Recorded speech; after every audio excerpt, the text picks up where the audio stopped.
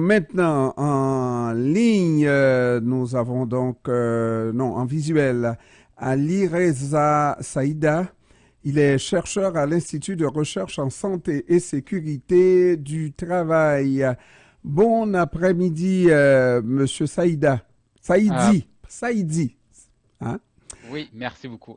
Merci pour votre invitation. Merci pour votre accueil. Oui. Oui, alors donc vous êtes chercheur et ça c'est chercheur pour le bien-être. Est-ce qu'il y a une spécialité dans ce que vous faites, vous, pour le bien-être de l'humain sur Terre? Parce que là, on parle de vêtements qui doivent s'adapter aux besoins des gens, n'est-ce pas? Exemple, je peux porter une chemise, même par temps froid. Cette chemise-là peut me réchauffer. Oui. En fait, permettez-moi de revenir sur je dirais le bien-être, la mission même de l'Institut de l'IRSST, qui est en fait est au centre, en fait, siège au centre-ville de Montréal. Mhm. Et puis, en fait, a pour mission et pour vocation, je dirais, de mener et puis de financer des travaux de recherche pour prévenir en fait les risques liés, je dirais, euh, les risques liés je dirais, aux santé et sécurité des travailleurs. Ça peut aller des risques chimiques, physiques, thermiques, comme vous venez le mentionner. Et en fait, j'ai beaucoup de collègues qui travaillent même, je dirais, dans les domaines liés aux risques psychologiques en fait sur les travailleurs dans les milieux de travail. Moi, à titre personnel, je m'intéresse en fait, comme vous venez de le mentionner, euh, en fait, au, à ce qu'on appelle un concept de vêtements intelligents, en fait, textile intelligent, au service en fait des équipements de protection individuelle qui sont portés par les travailleurs. Donc, C'est il y a d'abord et certes, avant tout les travailleurs. oui, voilà, c'est ça. Les travailleurs, en fait, soit, en fait, vous savez, dans un milieu de travail, soit on peut réorganiser un milieu de travail. Et puis d'un point de vue, je dirais peut-être administratif, ingénierie, de changer l'environnement de travail. Des fois, le travailleur, on ne peut rien y faire.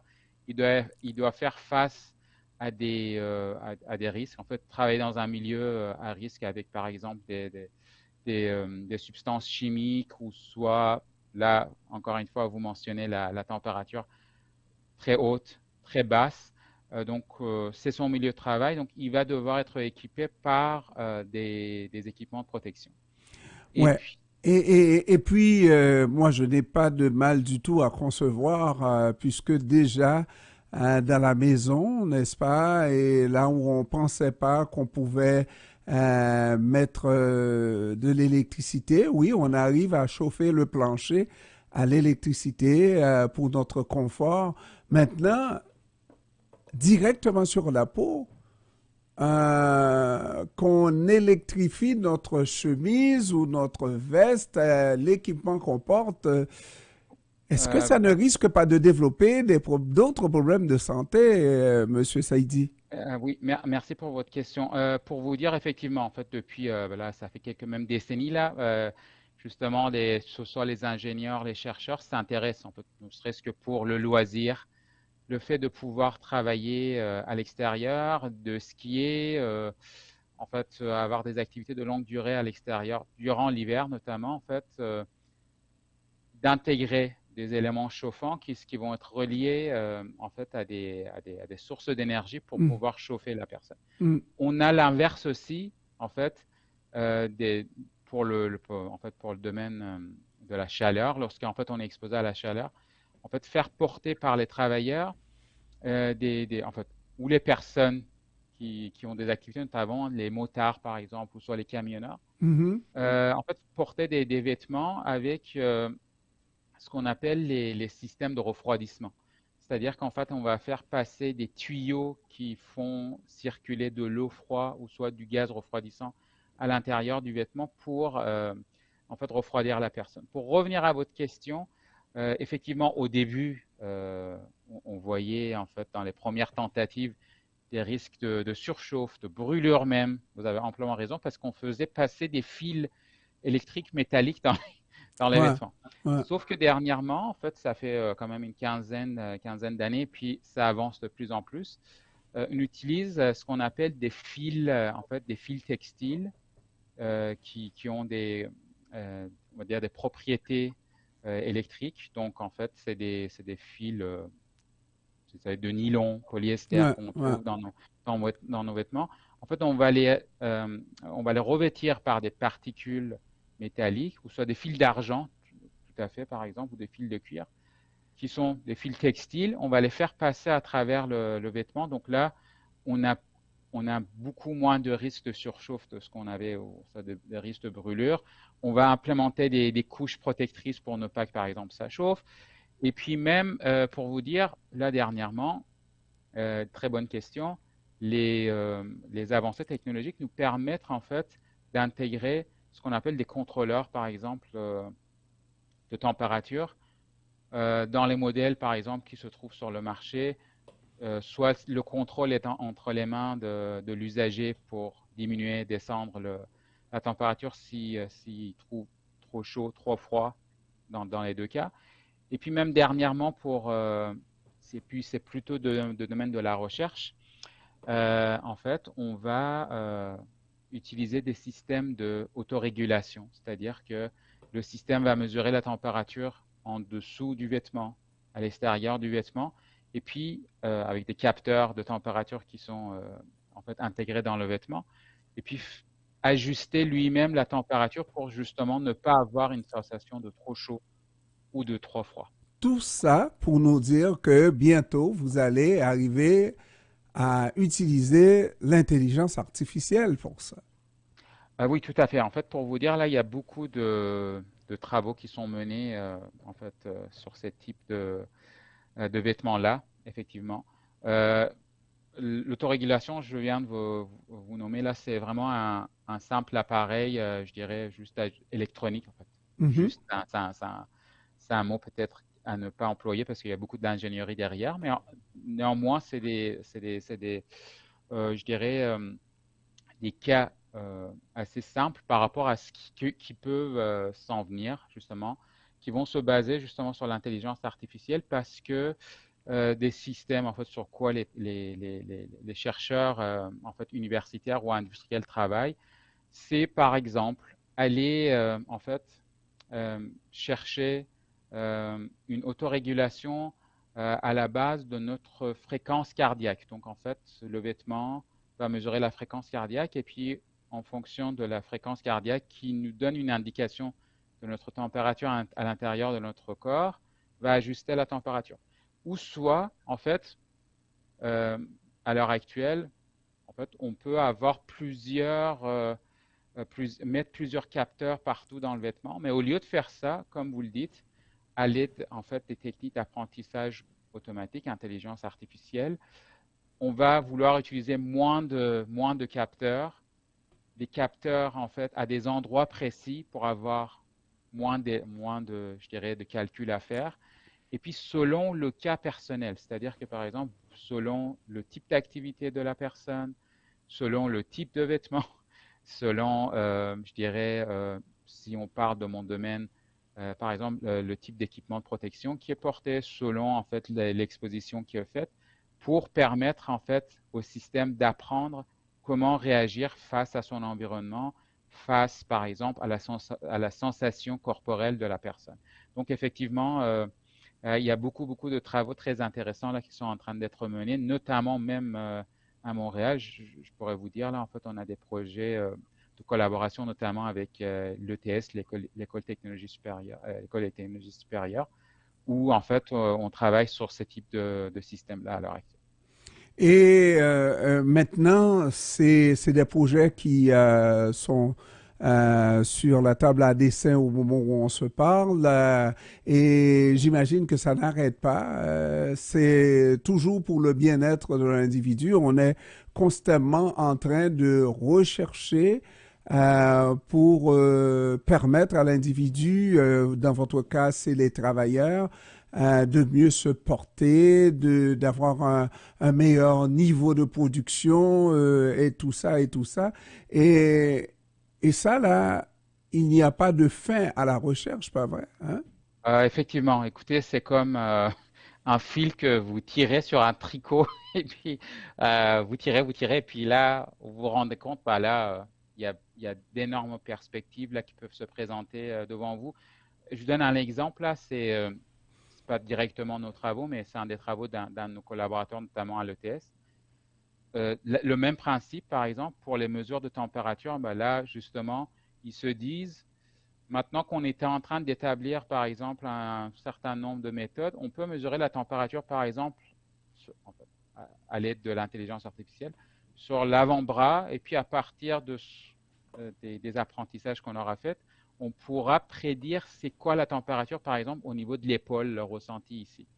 Voyez-vous, là, en fait, Donc, c'est on peut varier dépendamment de l'individu, n'est-ce pas? On peut effectivement, effectivement, varier les équipements et tout à fait. de manière à ce qu'on se sente vraiment confortable, pas j'ai chaud ici et j'ai froid là. Tout à fait, tout à fait. Et puis, merci beaucoup encore pour votre question pertinente. Deux types de, justement je dirais de systèmes ou de recherche s'intéressent justement à du chauffage ou de refroidissement localisé. C'est-à-dire que, OK, peut-être que, parce que c'est une ligne de production, on va, par exemple, produire des vêtements avec les mêmes types d'éléments chauffants ou refroidissants à l'intérieur, mais selon l'individu, selon le type d'activité, on va chauffer ou refroidir à des endroits précis. Pour une personne, ça va être une partie, pour l'autre personne, ça va être d'autres parties. Selon une activité, ça va être une partie, selon une autre activité, ça va être l'autre partie. Donc, effectivement, écoutez, comme on dit, le ciel est très haut. Donc, Sky is the limit. sky the limit, oui. En fait, je voulais pas employer des termes en anglais, mais vous avez bien dit ce que je pensais là, effectivement. Mais dites-moi, quel type de recherche comme ça, là? Parce que les gens peuvent croire, parce que des enseignants n'ont pas aimé les petites mains qui se sont levées pour demander est-ce que vous voulez devenir enseignant avec, justement, en pensant, ça indiquait plus un jeu qu'autre chose. Le travail de l'enseignant, c'est plus un jeu qu'autre chose. Le travail du chercheur, lui, doit être extrêmement agréable parce qu'il est un bon Québécois, il tripe à chercher ses affaires, etc., etc. Mais dites-moi, quelque chose que vous avez déjà réussi dans ce type de recherche-là, qui aujourd'hui est d'application courante, n'est-ce pas, et qui est très utile à la société, ou en tout cas pour ceux pour lesquels vous travaillez. Oui, écoutez, dans le passé antérieur, là, avant que par exemple, je rejoigne l'Institut, justement, par exemple, c'était des types de vêtements, en fait, des chandails ou soit ce qu'on appelle des ceintures pectorales, là, en fait, qui sont portées sur la ceinture, au niveau du poitrine, par exemple, pour mesurer le rythme cardiaque ou le rythme respiratoire. Mhm. Notamment, par exemple, ces types de vêtements-là. Je donne un exemple.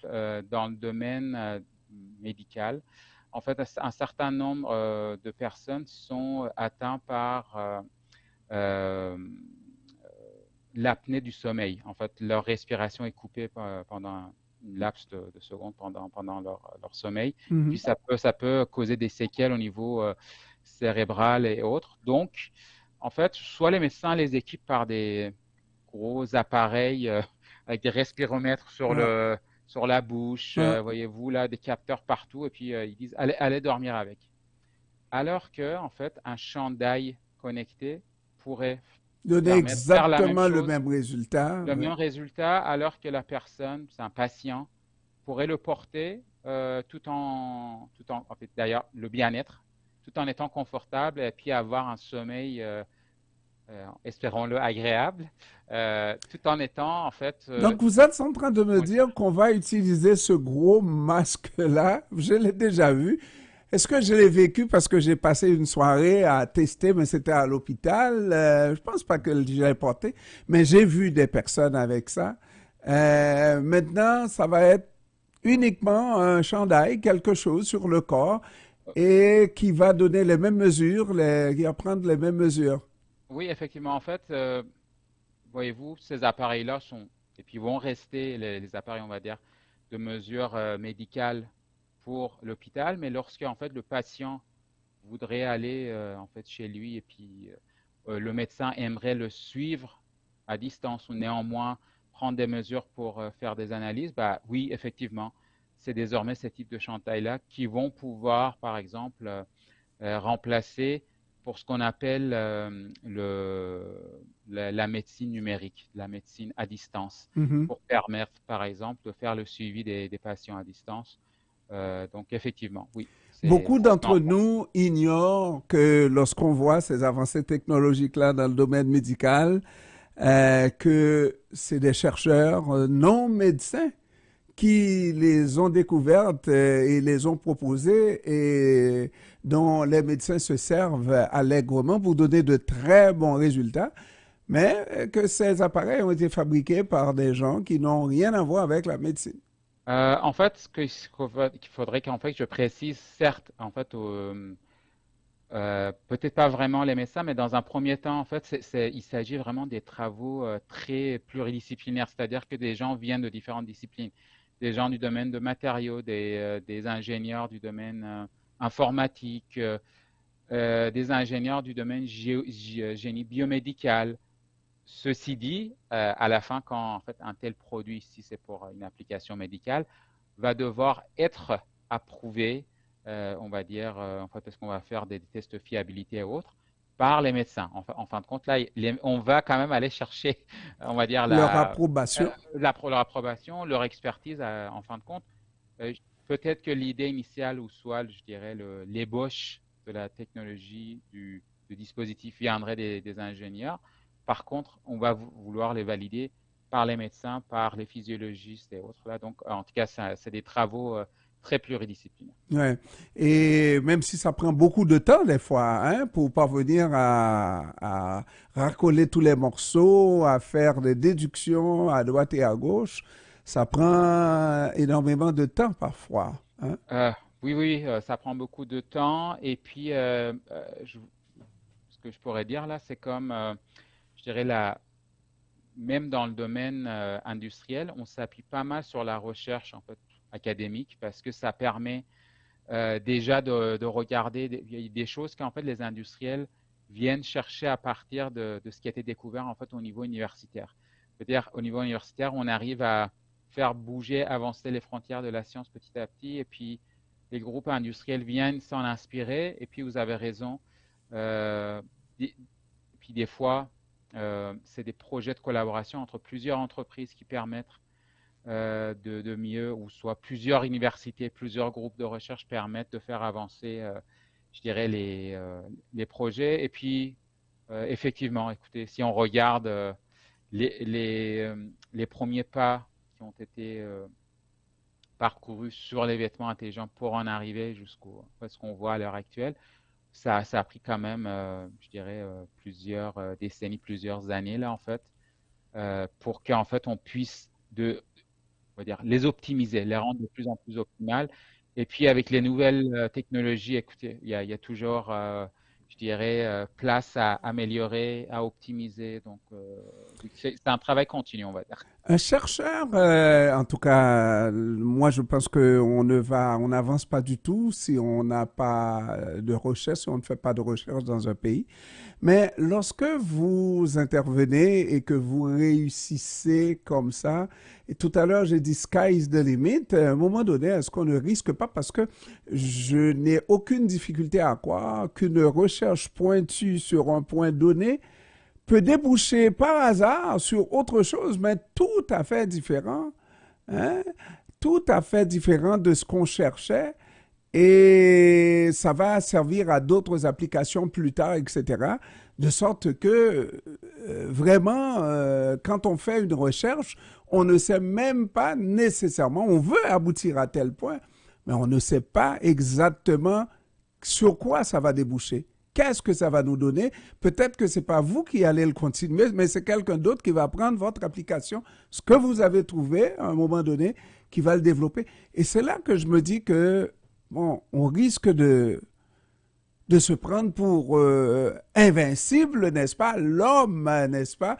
Parce on compare souvent Dieu à l'homme, etc., pour ses connaissances infinies de Dieu. Mais vous, hein, des chercheurs, des scientifiques, vous Euh, semblez euh, vraiment euh, croire En fait, dans vos capacités. je dirais tout le contraire. Peut-être ça va vous surprendre, Uh-huh. mais en fait, après ce que je ressens, puis ce que je vois, et puis ce que j'ai vu tout au long de ma carrière, les chercheurs sont, en fait, au fond d'eux, là, c'est quand même des personnes très humbles. En fait, Très humble. en fait, ils sont en constance apprentissage.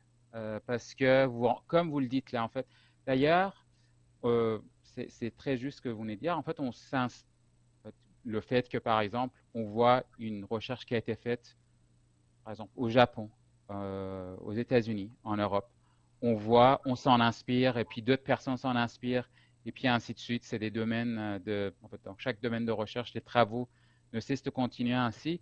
Et puis comme on se rend compte que, écoutez, il y a beaucoup, et puis au fil des années, chaque chercheur euh, a déjà un besoin, je dirais, constant d'apprentissage, de fouiller, de se mettre à jour, surtout en fait par rapport aux technologies. Je dirais que non, au contraire, là, au fond d'eux, là, je pense que les chercheurs sont quand même des personnes assez humbles parce qu'ils savent que, écoutez, il faut se mettre à jour, il faut apprendre, il faut pousser les limites. Donc voilà, c'est Et il comme ça faut que je le sens. surtout douter. Oui, oui, oui, oui, oui, surtout là, ça, c'est une belle caractéristique, on va dire, des chercheurs, effectivement, que ça leur, oui, de se remettre en doute. Ok, moi j'ai vu ça, mais en fait, justement, pour avoir la rigueur, donc il faudrait se remettre en doute pour s'assurer que vraiment ce qu'on dit est pertinent. Et puis même pour vous dire là, ce qui est très intéressant dans le domaine de la recherche, c'est se faire évaluer par ses pairs. En fait, lorsqu'on fait des publications scientifiques, lorsqu'on va présenter dans des conférences, c'est devant nos pairs, les personnes qui ont même les mêmes expertises que nous. Donc, en gros, là, on se met devant un assemblée où soit des lecteurs qui sont de notre expertise. Donc, et puis là, on reçoit on va dire, des rétroactions Mhm. par rapport à ce qu'on a réalisé. Et puis, on se met en jugement, surtout là, face. Donc, avant de publier une étude, là, il y a toute cette démarche-là qui est faite pour être certain Oui, oui. qu'on comprend tous dans une équipe la même chose. Et donc, avec un tel effort, on a très peu de risques de se tromper, c'est vrai. Écoutez, des fois, on peut se tromper ou pas. Mais on Et se puis trompe en même, groupe.